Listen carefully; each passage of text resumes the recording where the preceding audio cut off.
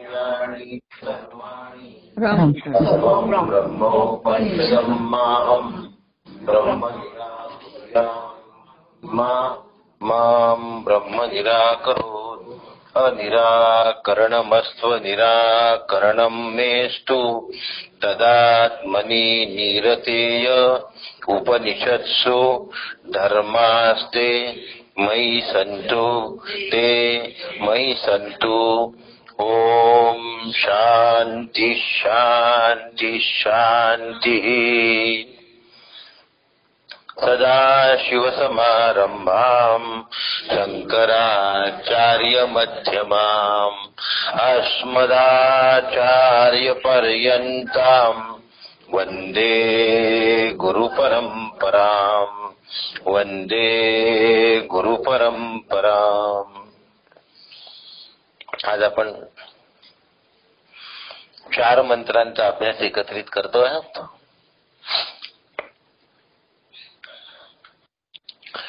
काल आपण मंत्राचा अभ्यास केला होता 4थ्या, आणि आता 5, 6, 7, 8 एकत्रित करतो आहोत।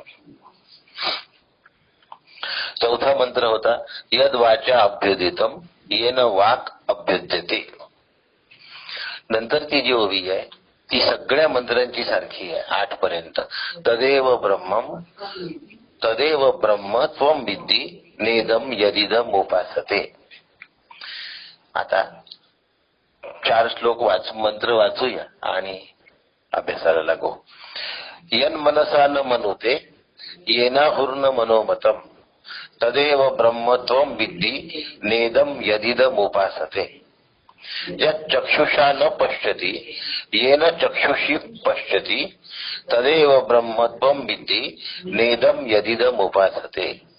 यच्छ्रोत्रेण न शृणोति येन श्रोत्रमिदं श्रुतम् तदेव ब्रह्म त्वं विद्धि नेदम यदिदम उपासते। यत् प्राणेन न प्राणीति येन प्राणाः प्रणीयते तदेव ब्रह्म त्वं विद्धि नेदम यदिदम उपासते। ज्याचे मनाने मनन करता येत नाही, पण ज्याचेमुळे मनाकडून मनन घडते असे म्हणतात। जे डोळ्यांनी पाहता येत नाही, पण ज्याचेमुळे डोळे पाहू शकतात। जे कानांनी ऐकता येत नाही, पण ज्याचेमुळे कान ऐकू शकतात। कान शब्द आहे तो जुन्या पुस्तकात मान आलाय। जे गंधाप्रमाणे वायूप्रमाणे ग्रहण करता येत नाही, पण प्राण मात्र ज्याच्यामुळे आपले कार्य करतात त्यालाच तू ब्रह्म असे जाण। ज्या त्याची लोक उपासना करतात ते ब्रह्म नव्हे।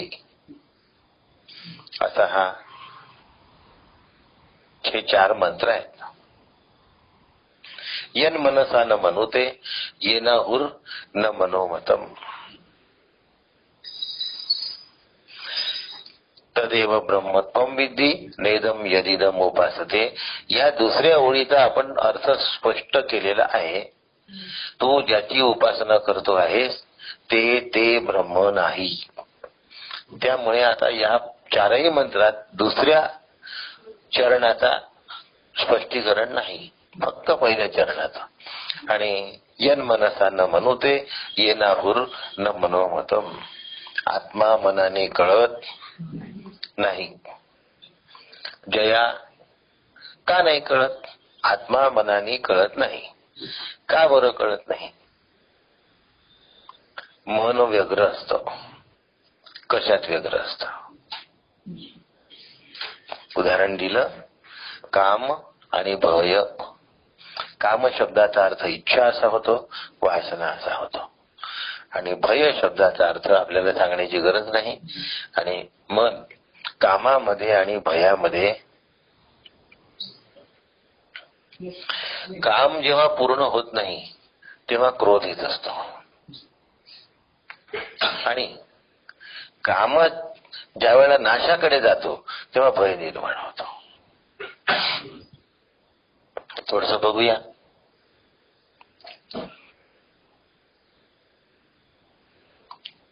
मला मान हवाय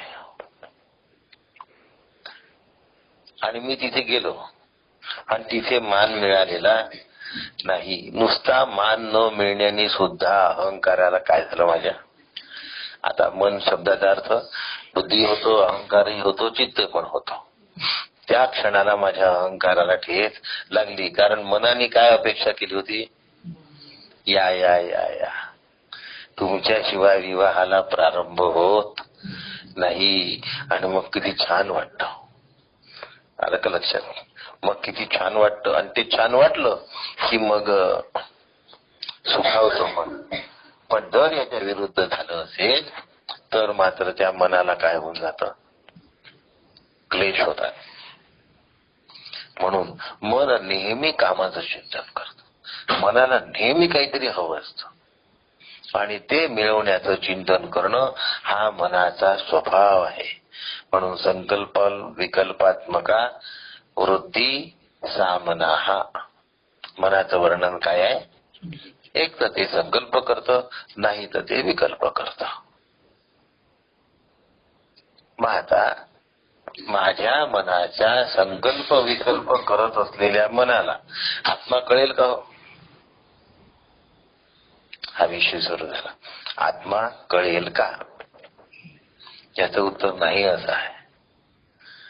म्हणून मनाने आत्मा जाणता येत नाही. आता भय का निर्माण होतं? मी बरीच पुंजी जमवून ठेवली असते, आणि मग कोणीतरी रोज माझ्याजवळ गोड बोलायला सुरुवात करतं, त्याला मराठीत टिक्की म्हणतात. आणि काही दिवस गोड बोलला की तो हळूच सुरू करतो की मला की नाही थोडेसे 1-2 लाख रुपये, जास्त मागत नाहीये. आणि मग आपल्या मनात विचार येतो की हा आपले पैसे हडपेल. काय सुरू झाला? भय सुरू झाला. आपण जे जमवून ठेवलं त्याला हा काय लावेल, सेंध लावेल. याची मुश्किल झाल्याशिवाय राहणार नाही. आणि मग भय सुरू होऊन जातं. आणि मग आपल्यापाशी जे आहे ते संपेल याचे भय असतं. माझ्यापाशी काय आहे? कीर्ती आहे, कीर्ती संपेल याचं भय असतं. आरोग्य आहे, आरोग्य संपेल याचं भय असतं बरं का. जर खरं वाटत नसेल तर दवाखान्यातल्या लोकांना भेटून या, म्हणजे वरती असणाऱ्या. ते सगळे एकमेकांना बघत असतात. हे वर्णन मी कशाचं करतोय? आयसीयू मधल्या लोकांचं. आणि ते सगळे एकमेकांना बघत असतात. आयसीयू मध्ये एवढं सुंदर वातावरण असते जेवढं आपल्या घरी पण नसते. एसी वगैरे सगळं असते, पण त्याला तिथून मी कधी बाहेर निघतो असं झालं असते. कारण इथे आपला नंबर लागतो की काय, म्हणून आपल्याला इथे आणलेलं आहे याची त्याला आतमध्ये कल्पना असते. भेटणाऱ्याला तर असतेच असते. भेटणारे पण फार हुशार असतात. ते येतात, मुद्दाम भेट घ्यायला आलो, पुन्हा होईल नाही होईल कसं बोलतात. आता त्याला हे माहित असते की आपण तर पुन्हा येऊ शकतो महिन्याभराने, पण पुन्हा होईल नाही होईल म्हणलं की बोस कोणाला लागून जाते? ज्याला भेटलं त्याला लागून जाते. आणि तो तर निघून जातो आणि याचं ब्लड प्रेशर वाढते.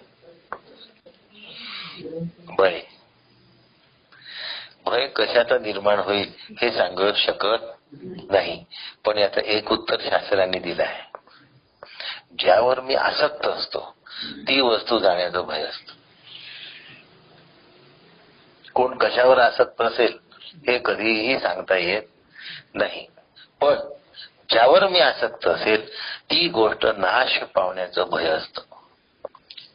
म्हातारपणी फार थोड्याशा गोष्टी जवळ असतात, पण त्या मात्र दूर जाऊ नये असं वाटतं. नाही खरं वाटत? पाहून राहिले माझ्याकडे. त्याच्या उशीच्या खाली, पायाच्या खाली, गादीच्या खाली एवढ्या वस्तू असतात की तेवढ्या तरी त्याला त्या सहज उपलब्ध झाल्या पाहिजे याच्यासाठी काय असतं तो. आणि त्यातलं का काही नातवानी पळवलं की मग चिडतो.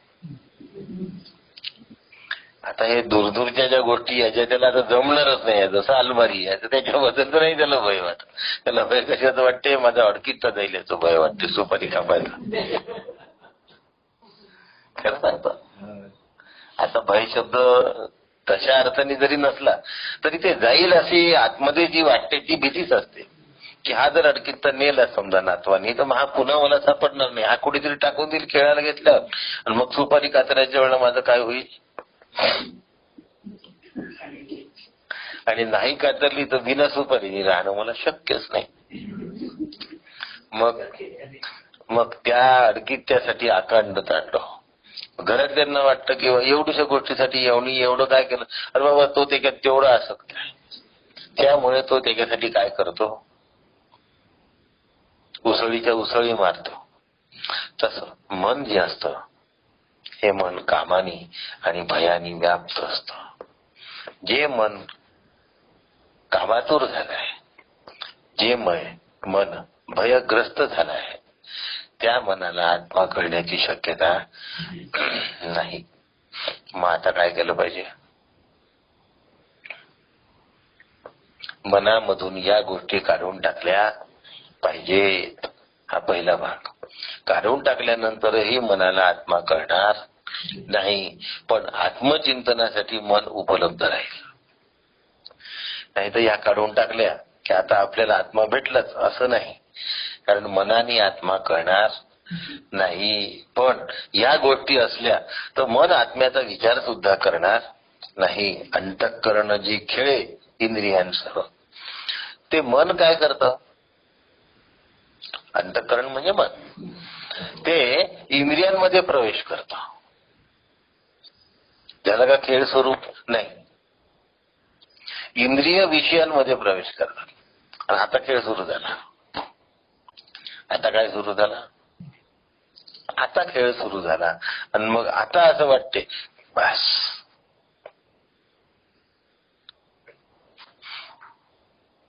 रस्त्याने फिरायला चाललो होतो, थोडंसं अंतर तर दिसलं की कॉर्नरचा प्लॉट आहे, इकडूनही रस्ता, इकडून बगीचा, असा आपल्याला पाहिजे होता. लगेच मनात काय विचार होतो, असा आपल्याला पाहिजे होता. मग आता मी काय विचार केला, ह्याच्यापेक्षा मरीन लाईन मधला प्लॉट किती चांगला. मरीन लाईन्स माहिती आहे का, आपली सिव्हिल लाईनची जोडू नका. समुद्राच्या काठी मुंबईला जो प्रदेश आहे त्याला मरीन लाईन्स असं म्हणतात. मग इथे घेण्यापेक्षा मरीन लाईन्सला समुद्राच्या समोर घ्यायला हवं. आता मन इथल्या प्लॉटवरून निघाला, घडलेलं सांगतो मी तुम्हाला. मग तिथल्या प्लॉटवर पडलं जाऊन, मग तिथून साधत समुद्र पाहायचा. त्या माणसालाही तो आता नकोसा झालेला आहे जागा, त्यापेक्षा त्याचे पैसे गेलेले बरे असं त्याला वाटायला लागलं आहे. याचा अर्थ ती जागा सुद्धा कंटाळवाणी आहे. मग तू रमतोस कशाला, असं विड्रॉ करत आणायचं. एक तर असं विड्रॉ करायचं, नाही तर मग ते मिथ्या आहे, त्यातनं मिळणारं सुख खरं नाही, असं विड्रॉ करायचं. पण ते न केनं प्रकारे ना त्याला त्यातून काढलं पाहिजे. जबाबदारी कोणाची आहे. म्हणून मन हे इंद्रियांच्या मार्फत विषयांशी खेळतं. म्हणून विषयांशी खेळायला मनाला इंद्रियाची गरज आहे. उदाहरण, जिभेने चव कळते, ज्ञानेंद्रिय आहे, आणि मला गोड पदार्थ खायचा आहे. जीभ नसती तर खाता आलं असतं का, किंवा खाण्यात मजा येते का. घशाच्या खाली पदार्थ उतरला की त्याची मजा गेली. मजा कुठे आहे, जिभेला चव कळते तोपर्यंत मजा आहे. म्हणजे मन जिभेच्या मार्फत पदार्थाचं सेवन करतं. लक्षात ठेवा, दातानी वगैरे हे सगळे गौण भाग आहेत. जिभेला जर पटलं नाही तर ते आतमध्ये येऊ देत नाही, ते गोष्टीला आतमध्ये येऊ देत नाही. म्हणून जिभेच्या माध्यमातून मन पदार्थ या विषयाचं ग्रहण करत आहे. म्हणजे मनाला विषयाचं ग्रहण करण्यासाठी इंद्रियांची गरज आहे. आता हा मनाचा स्वभाव झाला. आज मी ठरवलं की नोट्स न घेता हा विषय मांडायचा, कारण काकांनी पण याच्यावर प्रवचनच नाही केलेलं. मग विषयाच्या माध्यमातून, इंद्रियांच्या माध्यमातून विषयाचा आस्वाद घ्यायचा हा जर मनाला स्वभाव आहे, तर मन आपल्या स्वभावानुसार आत्म्याला आस्वाद घेण्यासाठी इंद्रियांचा आधार घेणार. आणि मनासारखंच अचेतन जड इंद्रिय असल्यामुळे मनाला इंद्रियांच्या मार्फत आत्म्याचा अंदाज येऊ शकणार नाही, म्हणून मनाला आत्मा कळणार नाही. कळतंय का?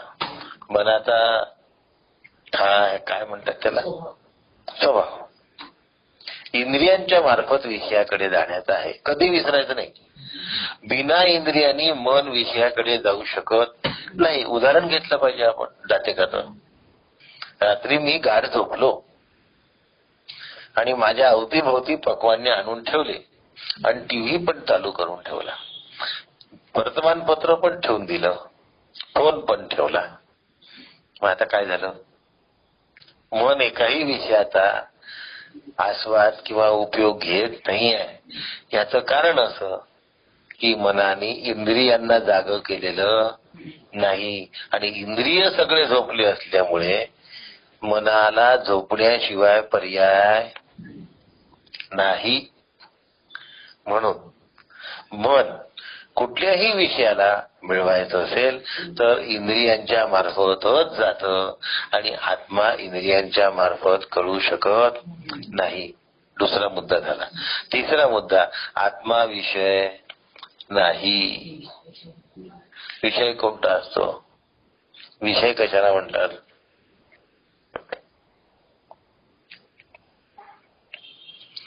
नाम, रूप, जाती, क्रिया, वर्ण, संज्ञा, धर्म या गोष्टींनी जे अनुस्यूत असतं त्याला विषय असं म्हणतात.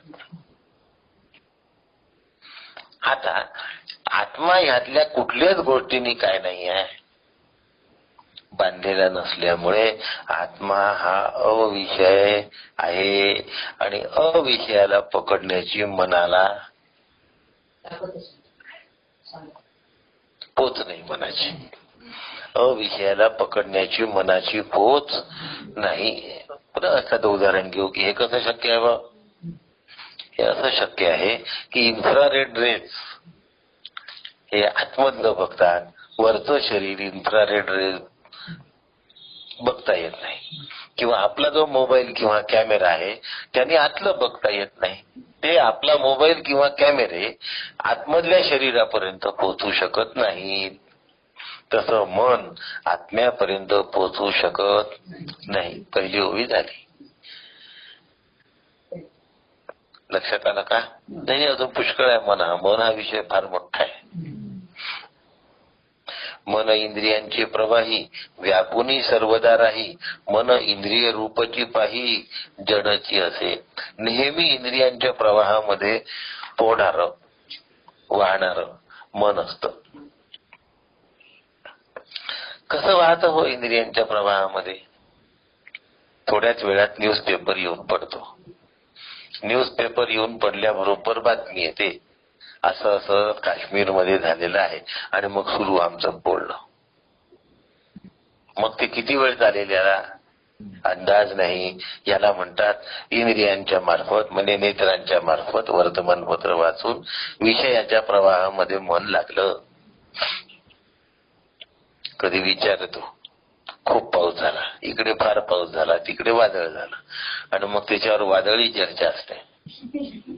वादळी चर्चेनंतर पुन्हा आपल्याच घरी जायचं. कोणाच्या घरची लाईन तरी जोडून देऊ का आपण? कोणाला थोडीशी मदत करू का आपण? नाही. तासभर त्याच्यावर चर्चा करू आणि काहीही करणार नाही. आणि मग असं होतं ते सगळं, हाती काहीच लागत नाही. आणि म्हणून मन हे इंद्रियांच्या प्रवाहात नेहमी व्यापून राहतं. हा मनाचा एक स्वभाव आहे. म्हणून मनाला कोणता विषय दिला की मन त्याच विषयामध्ये धावतं. म्हणून ब्रह्मचिंतनाचा विषय मनाला द्यावा. निर्विषय राहणं हा मनाचा स्वभावच नाही. म्हणून आयुष्यभर चिंतन करावं. माझा अभ्यास झाला, आता मला कशाची गरज नाही, तर ते घरातले भांडे कुंडेचा विचार करेल. कशाचा विचार करेल? घरातल्या भांड्या कुंड्याचा विचार. उदाहरण दिलं मी. क्षुल्लक गोष्टींचा विचार करेल, पण ते मन स्वस्थ बसणार नाही. म्हणून मनाला नेहमी गुंतवून ठेवलं पाहिजे. काय केलं पाहिजे? गुंतवून ठेवलं पाहिजे. मन आपोआप गुंतत असतं, पण कुठेही गुंतेल. म्हणून गुंतवून ठेवणे म्हणजे मला पाहिजे तिथे गुंतवून ठेवलं. लहान मुलांना सांगतात कुठेही पुस्तकं नाही टाकायचे, दप्तरात ठेवले पाहिजे. आता कुठेही राहिलं आणि दप्तरात नाही राहिलं तरी पुस्तक राहणारच आहे, पण दप्तरात राहिलं तर पुन्हा उपलब्ध असतं ते. तसं मन आत्मचिंतनात असलं तर मला समाधानासाठी ते उपलब्ध असतं. गरजेपुरता त्याला विषयामध्ये आणायचं. काय शब्द आहे? मोठ्या अक्षरात लिहून ठेवा.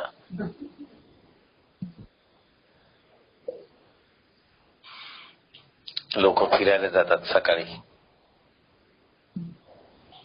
आता सांगायची गरज आहे का पुढे? गरजेपुरता बोलायला काही हरकत नसते, बोललंच पाहिजे गरजेपुरता. पण ते तुम्ही काल नव्हते, मग त्यांनी काल दिवसभर काय केलं हे आज फिरेपर्यंत सांगतो,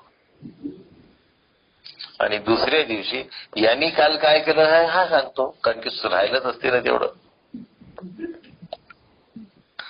असं जे फिरणं आहे, या फिरण्याने काहीही हाती लागत नाही.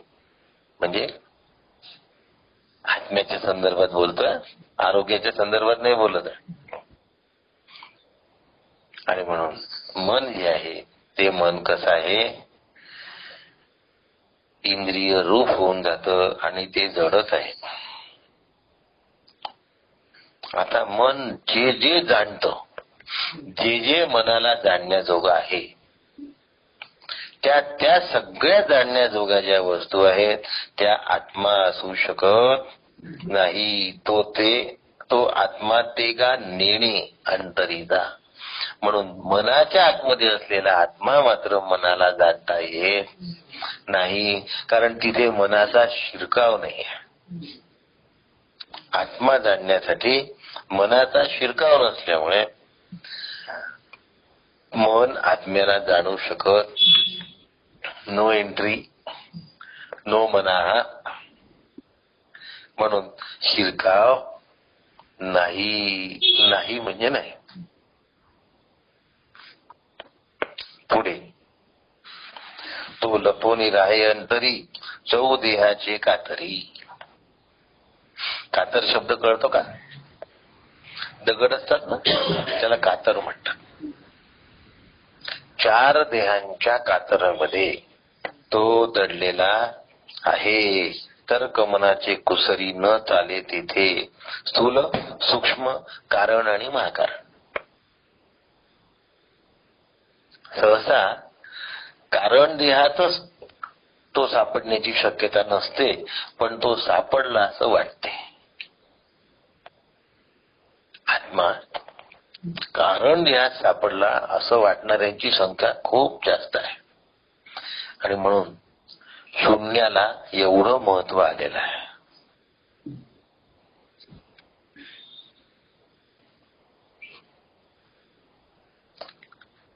महाकारणामध्ये सुद्धा आत्मा सापडत नाही. महाकारण देह कशाला म्हणतात?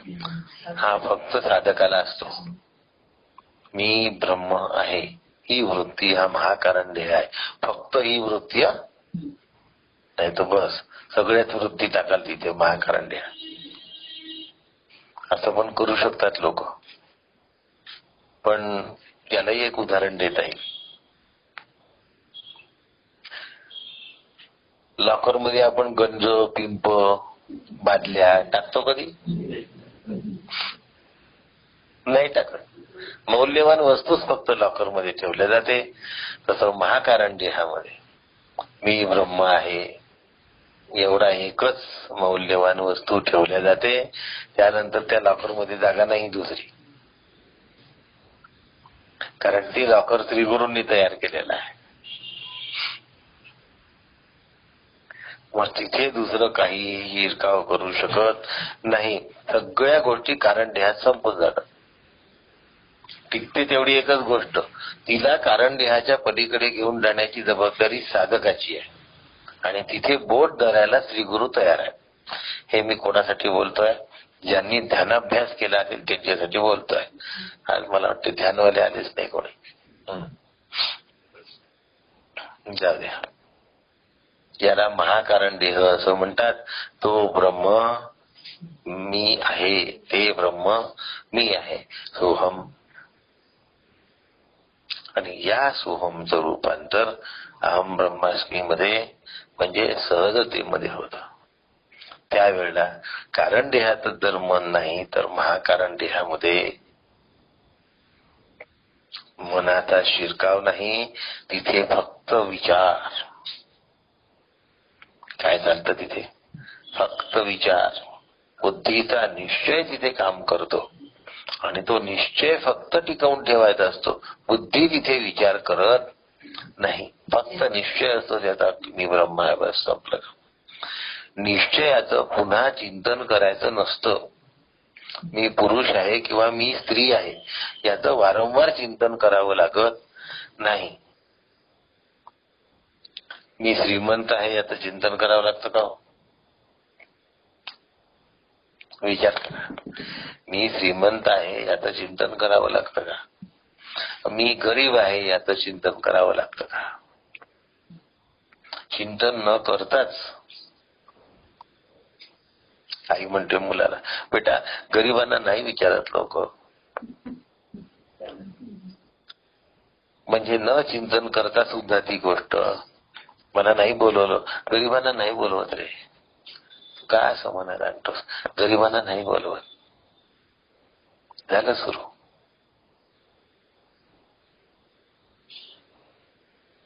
म्हणून मी ब्रह्म आहे याचं सुद्धा चिंतन करावं लागत नाही. पण अन्य कुठलीही वृत्ती त्या ठिकाणी असत नाही.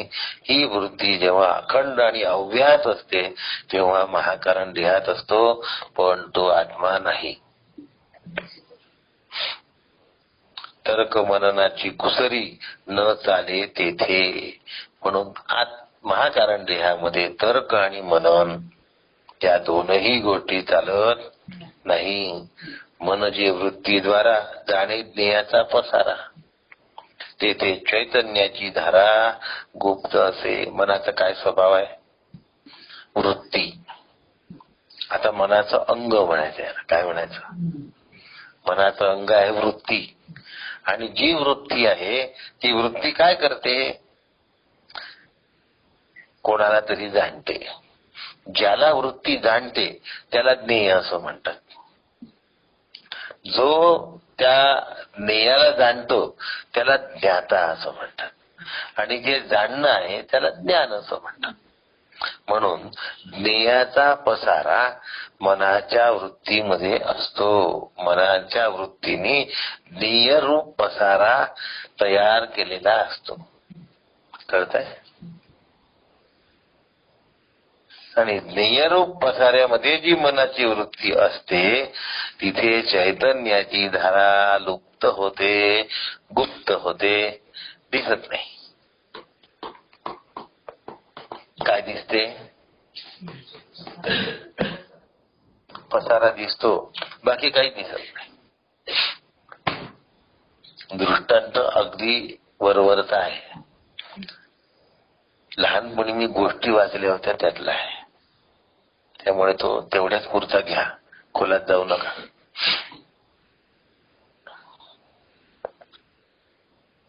एका राजकुमारीचं स्वयंवर ठरवलं आणि जाहीर केलं की जो राजकुमारीला पर्यंत पोहोचेल त्याला राजकुमारी मिळाली. बस. आजूबाजूला सगळं सैन्य उभं केलं आणि एक मुख्य दार असं होतं की जे इथून सोन्याचा काय केला होता, पत्रा पसरलेला होता. गोष्ट आहे, गोष्टी पुरता ठेवा. प्रत्येक जण यायचा, तो विचार करायचा सोन्याच्या पत्र्यावर कसा पाय द्यायचा, इकडून जा इकडून जा. जे तेवढा पत्रा सोडून जायचे ते सगळे जण दुसऱ्या वाटेला जायचे आणि त्यांना काही राजकुमारी मिळायची नाही. पण एक राजकुमारीचा वेडा होता, तोही घोड्यावरून आला. इतर देशांचे राजकुमारही आले, पण तो जो वेडा आहे त्याचं सोन्याच्या पत्र्याकडे लक्ष नाही. तो सरळ राजमहालाकडे घोडा घेऊन निघाला. सोन्याच्या पत्र्यावरून तो घोडा धावला, त्याला बसलेली राजकुमारी मिळाली. त्याला विचारलं की तू सोन्याच्या पत्र्यावरून कसं काय आला? तो म्हणे मला कल्पनाच नाही की सोन्याच्या पत्र्यावरून माझा घोडा आला. आपला विषय काय सुरू आहे? आपला विषय इथे सुरू आहे. मन म्हणतं की जिथे वृत्ती आणि ज्ञेयाचा पसारा असतो तिथे आत्मस्वरूप गुप्त असतं आणि जिथे तो नसतो तिथे आत्मस्वरूप प्रकट असतो. त्यांना ते सगळे सोन्याच्या दाराचे रस्त्याचे वृत्ती होती ते सगळे गळाले. मग आता विषय वृत्ती राहील, त्याला आत्मा कळणार नाही. मग आता म्हणून आत्मप्राप्तीसाठी वैराग्याची गरज आहे. वैराग्याने आत्मप्राप्ती होत नाही. नीट समजून घेतलं पाहिजे. कारण का सांगतोय हे? तदेव ब्रह्मम त्वं विद्धि नेदम यदिदम उपासते. तू ज्याची उपासना करून राहिला ते आत्मतत्व नाही. म्हणजे वैराग्याची उपासना करत असेल तर वैराग्य सुद्धा आत्मतत्व नाही. आत्मतत्वाला वैराग्य सहकारी साधन आहे.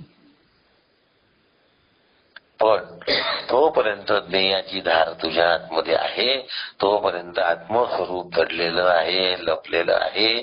तुला प्राप्त होण्याची शक्यता अजिबात म्हणजे अजिबातच नाही. समजून घ्यायचं हे. आणि म्हणून आत्मा असे ती चेतना, तिथे मनपण असे मना, मनासी जाणो येना कधीही ती आत्मा चैतन्य रूप आहे.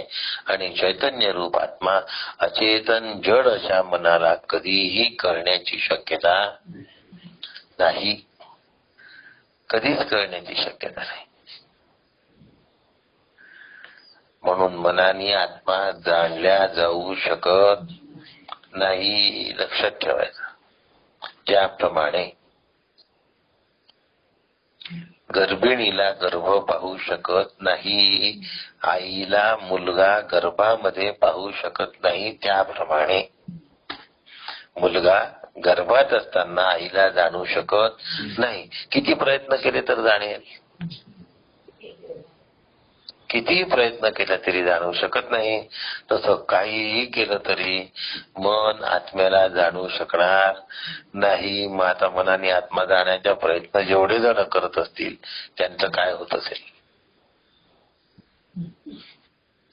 आयुष्य फुकट जाणार की नाही जाणार? त्या बाळाचे 9 महिने फुकट गेले की नाही गेले? आईला जाणू शकला का तो? जाणणं त्याला शक्यच नाही आहे. तशी गोष्ट आहे.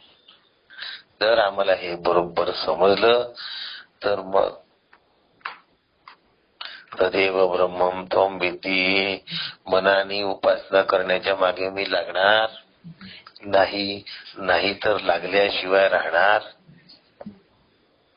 नाही.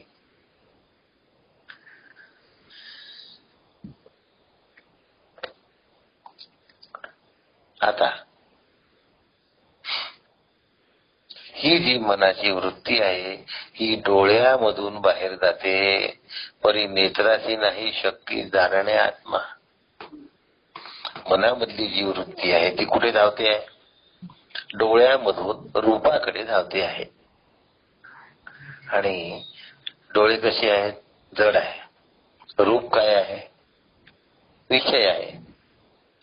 आत्मा चेतन आहे आणि निर्विषय आहे. आता दोनही काय झाले? विजातीय झाले. आता विजातीयत्वात तो जाऊ नाही शकत. मन डोळ्याच्या मार्फत रूपाकडे धावतो. आत्मा डोळ्याला कळत नाही आणि अरूप आहे. त्यामुळे डोळे आत्म्याला जाणू शकत नाही. मग आता डोळ्यांनी बघावं का आत्म्याला? किती वेळ बघितलं तर आत्मा दिसेल? दिसणार नाही.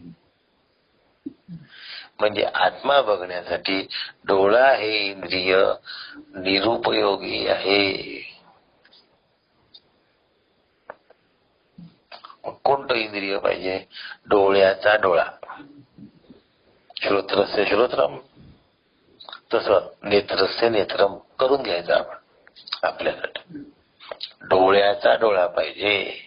आता हा डोळ्याचा डोळा विचाराने कळतो, बाकी कशानेही कळत नाही. डोळा आतमध्ये नेऊन सुद्धा कळत नाही. काही जणांची सवय असते, ऊर्ध्व दृष्टी करतात आणि इतकी केलेली असते की पुढे त्यांचे डोळे असे ऊर्ध्वच राहतात. आणि मग हा गहिरी साधना काय?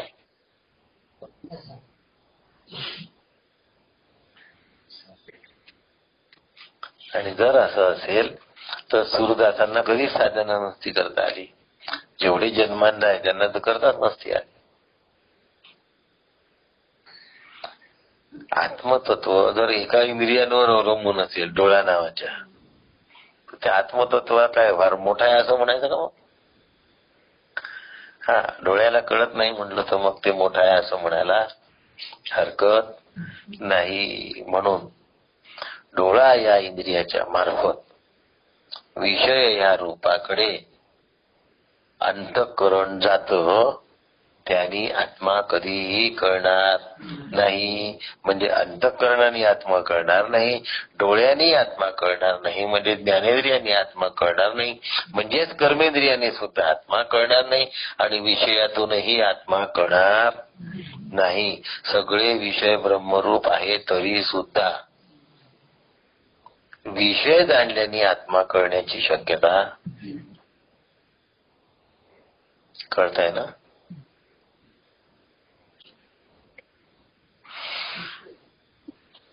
बोलू का? बोलाच लागणार आहे. माझं बोलण्याचं मग राग येतो, पण बोलावं तर लागतेच काही ना काही. वृत्ती का कर्णद्वारे नाना नादाते अनुसरे, परी कर्ण इंद्रिय विचारे काही नेणे. म्हणून म्हटलं बोलावं का. डोळा झाला, आता कान. आता जे डोळ्याचं गणित आहे तेच कानाचं गणित आहे. कानाने काय ऐकू येतं? नाद. आता बाहेर जे बंद केले आतमध्ये सुरू केले त्याने काय होईल? काय द्वैत बदलेल का? द्वैत बदलण्याची शक्यता नाही. कानाने केव्हा नाद ऐकू येतात? जेव्हा मन कानात असतं तेव्हा. कानाने केव्हा ना नीट विचार केले किंवा कळतं सगळं. कानाने केव्हा नाद ऐकू येतात? जेव्हा मन कानामध्ये असतं तेव्हा नाद ऐकू येतात. मन कानामध्ये असेपर्यंत ऐकू येणारे जे नाद आहेत त्याला अनहत म्हणायचं का? नाही. अनहत म्हणजे जे कधीच बंद होत नाही ते. पण जे कधीच बंद होत नाही तिथे मन लागतच. मन जर नसेल, गाढ निद्रा असेल तर अनहत ऐकायला येत नाही. मग जनन बाजे चलन बाजे कसंही जरी वाजला तो तरीही तो ऐकायला येण्याची शक्यता नाही. आणि ऐकू आला तरी त्यांनी आत्मज्ञान होण्याची शक्यता नाही. कारण कशा हत म्हणजे नाश पावणे, अनहत म्हणजे नाश न पावणे.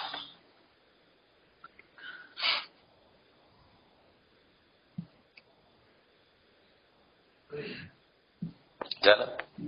मग तो डावीकडून आला काय, उजवीकडून आला काय, त्यांनी पुन्हा तुम्हाला माहिती असेल, मला वाटतं याच वेळेला थोडं आधी सांगितलं होतं मी, उत्तरायण मार्ग आणि दक्षिणायन मार्ग होऊन गेलाय आपला. कशाला म्हणतात हे सांगून झालंय, तुम्ही गैरधरू त्याच्यावर.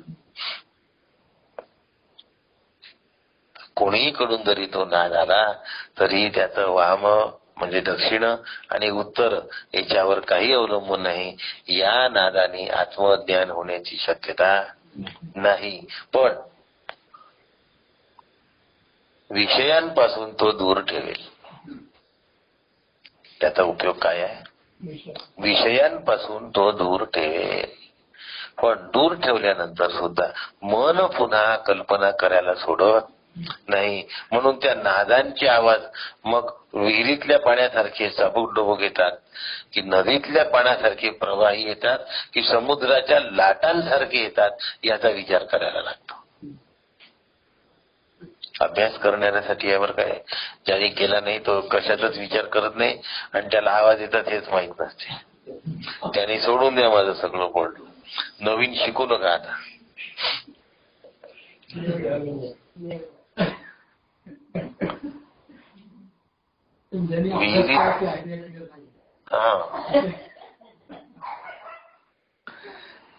चर्चा असायच्या, विहिरीतल्या पाण्यासारखा असा आवाज येतो आहे, की नदीतल्या प्रवाहासारखा आवाज येतो आहे, की समुद्रांच्या लाटांसारखा आवाज येतो आहे. हो. आणि मग हे जे आवाज आहे हे पुन्हा वेगवेगळे, हे मनाच्या कल्पना आहेत या सगळ्या. आणि त्यांनी पुन्हा माझी प्रगती झाली आणि नाही झाली हे कोणी ठरवायचं? मला आला विहिरीचा आवाज, यांना आला नदीचा आवाज, म्हणजे मोठं कोण? आता मला विहिरीचा आवाज आला आणि यांना नदीचा आवाज आला, तर यांना वाटते आपल्याला काही झालं नाही, मग आपण समुद्राचा सांगू, त्या धबधब्याचा सांगतात. मग आता मोठं कोण? ज्याचा आवाज मोठा तो मोठा. असं वाढलं की ते तुम्ही आता सगळं बंद करा मग घ्या नाम घ्या माझा. तुम्ही दुसरं काय करणार आता?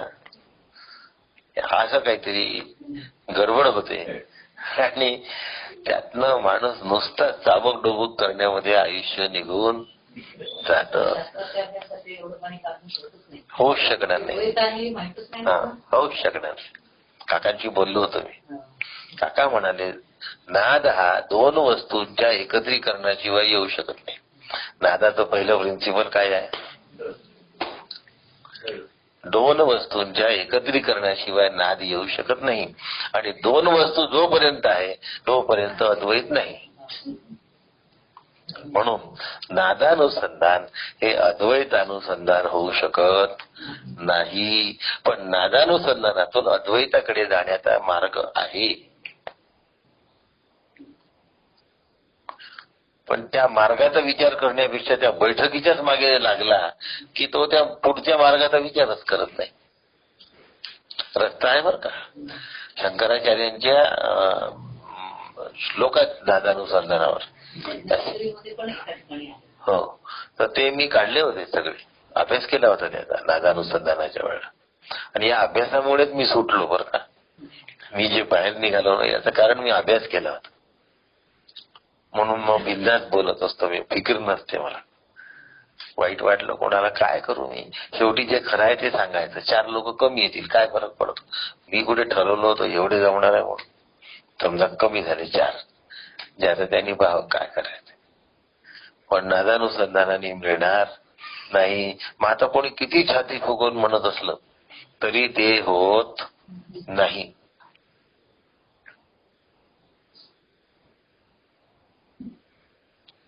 माझी एका मोठ्या साधकाची भेट झाली होती. आश्रमातला सगळ्यात जास्त अभ्यास करणारा आशाताई म्हणून नावाची. तिची भेट झाली. मी नांदेडला प्रवचनाला निघालो होतो. मग बाहेर येऊन मला म्हणाले की सुनील मला सांग नेमकं काय करायचं. काय करायचं आहे ते मी सांगत नाही, ते तू ठरव. पण तो देऊळ पाण्यात आहे एवढं सांगतो. काय सांगितलं मी? तुझं देऊळ पाण्यात आहे एवढं सांगतो. मी जातो, माझा रस्ता मी काढला, तू तोड तुझा रस्ता काय करायचा. म्हणून मी इथे गुपचूप अभ्यास करू का? गुपचूप नाही होत नाही. अंतःकरणाला हे कळतंय ना की दुसऱ्या समोर करायचं नाही, तेव्हा दडवून ठेवायचा हे महत्वाचं आहे. आणि त्यांच्या समोर दडवून ठेवायचं अशाने अभ्यास कसा होईल?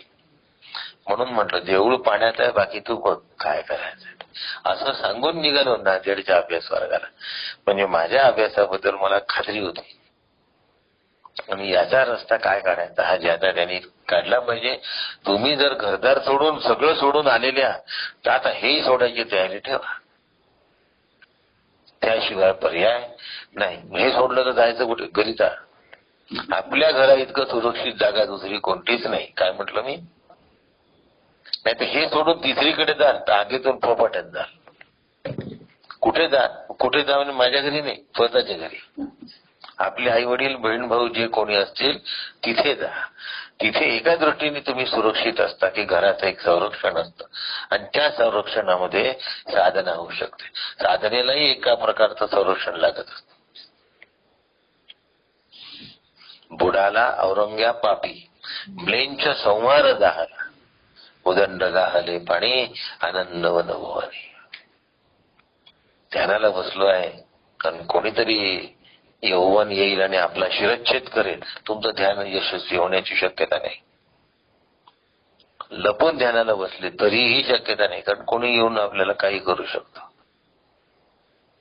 मनामध्ये ही सूक्ष्म वृत्ती जोपर्यंत नाहीशी होत नाही तोवर हे होणार नाही. म्हणून इथे लपून छपून अभ्यास होणार नाही. आता कसं करायचं? तुझे रस्ते तू शोध.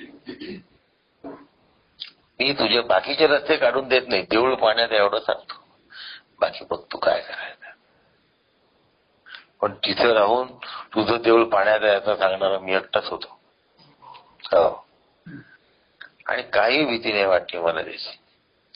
कोणी काही अजून करल धरल काही नाही वाटली तशी. मनामध्ये भय स्पर्शच केला नाही. आपला विषय सुरू आहे. वृत्तिका कर्णाद्वारे नाना नादाते अनुसरे परी कर्ण इंद्रिय बिचारे काही नेणे. कर्ण इंद्रिय बिचारे. कर्ण काय आहे?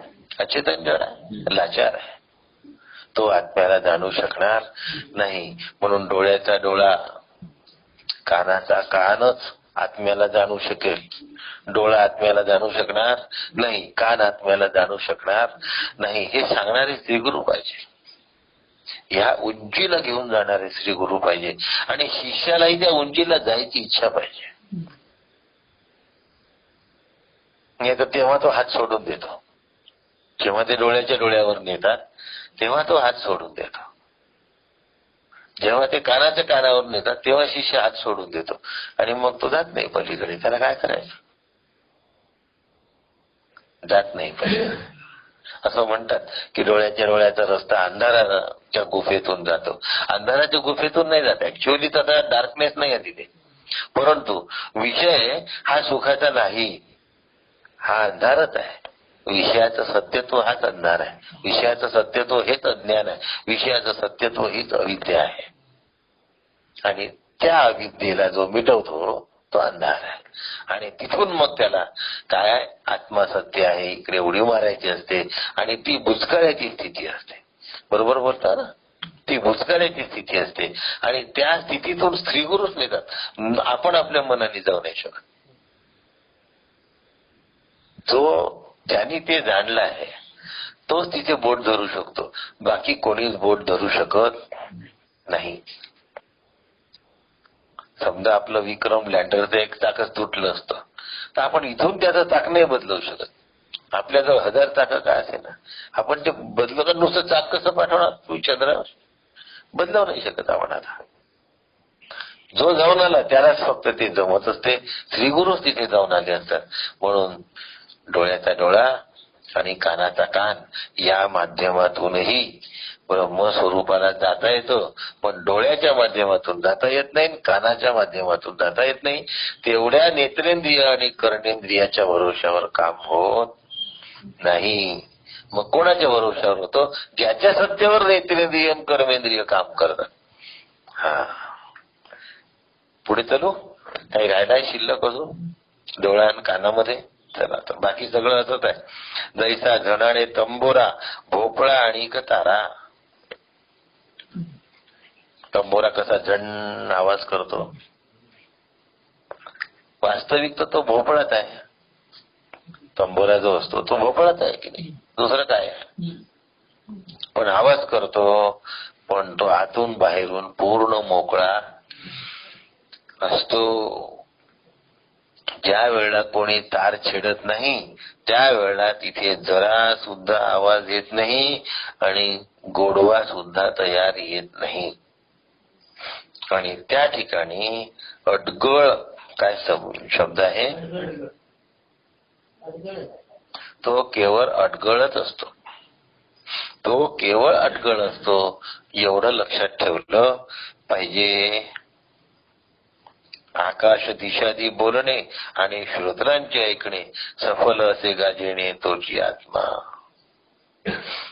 कानाला जर ऐकायचं असेल, पुन्हा अजून कानही संपला नाही काय, कानाला जर ऐकायचं असेल, कानाची देवता कोणती, दिशा ही कानाची देवता. तर आकाश असल्याशिवाय कान ऐकू शकत नाही. आपण एक कल्पना करू, तुमच्या आणि माझ्यामध्ये पोकळी आहे म्हणून माझा आवाज तुमच्यापर्यंत जातोय. या भिंतीच्या पलीकडे आवाज जात नाही, कारण आकाशाला अडवल्या गेलेला आहे पृथ्वी तत्वाने भिंत असल्यामुळे. म्हणून पलीकडच्या लोकांना हे ऐकायला येत नाही, म्हणून आकाशामुळे ऐकायला येतं. मग आता महाभूताच्या मदतीने जी गोष्ट कळते तिथे आत्मा कसा असेल, कारण महाभूत आत्म्याला बघू शकत नाही. आत्म्यापासून महाभूत निर्माण झाले, आत्म्याच्या सत्तेवर, हे बरोबर आहे. म्हणून महाभूत आत्म्याला बघू शकत नाही. आपण सांगितलंय की गर्भ आईला बघू शकत नाही. मग आता वृत्ती जी नासिके माझी, गंध मात्र जाणे सहजी, ती सप्राण तरी खुजी आत्म्या विण. आता जे मन आहे, जी वृत्ती आहे, ती नाकाच्या माध्यमातून गंधाला पारखते,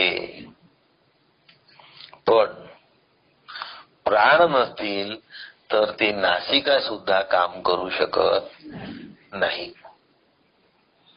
कापूस ठोसतात,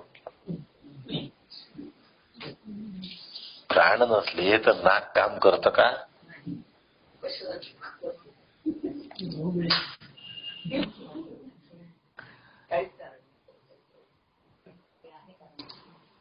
कारण आहे, विचारू नका, कारण आहे. ती सप्राण तरी खुजी आत्म्या विण. ते काय आहे, प्राण नसल्यामुळे ती नासिका सुद्धा गंधासाठी उपयोगी पडत नाही. कारण प्राण काय करतो माहितीये का, गंध ग्रहण करतो, नासिकेच्या मार्फत गंध ग्रहण करतो. म्हणून त्याशिवाय तेही एक शक्य होत नाही. त्या आत्मचेतना बळे विषय वृत्ती ते कळे, इंद्रिय वृत्ती ते नातळे, परी तो आत्मा. काय म्हणतात, आत्म्याची जी चैतन्य शक्ती आहे, निरनिराळे वृत्तीचे विषय आत्म्याला जे कळतात ते फक्त चैतन्यामुळे कळतात. चैतन्य तत्व असल्यामुळे ते कळतात. मात्र आत्मा हा इंद्रियांना कळू शकत नाही, इंद्रिये आत्म्याला पाहू शकत नाही, इंद्रिये आत्म्याला जाणू सुद्धा शकत नाही. मग आता अंतःकरण आत्म्याला जाणू शकत नाही, प्राण आत्म्याला जाणू शकत नाही, ज्ञानेंद्रिय आत्म्याला जाणू शकत नाही, तर कर्मेंद्रिय तर आत्म्याला जाणण्याची शक्यता नाही. आणि या सगळ्यांच्या मार्फत तू जे काही करतो आहेस, नेदम यदिद उपासते, ती ब्रह्मस्वरूपाला जाणल्या जाण्याची उपासना होऊ शकत नाही. आता ब्रह्मस्वरूपाला जाणण्याचा जो प्रयत्न जे जे जण ज्या ज्या पद्धतीने करतात, आलं का, कोणी उघडेच डोळे ठेवून पाहत, बाहेर लाल वगैरे लाईट असतो, जाऊ दे. तर यातल्या कुठल्याही पद्धतीने, आणखीनही पुन्हा काही दिवसांनी जर नवीन निघाल्या काही पद्धती,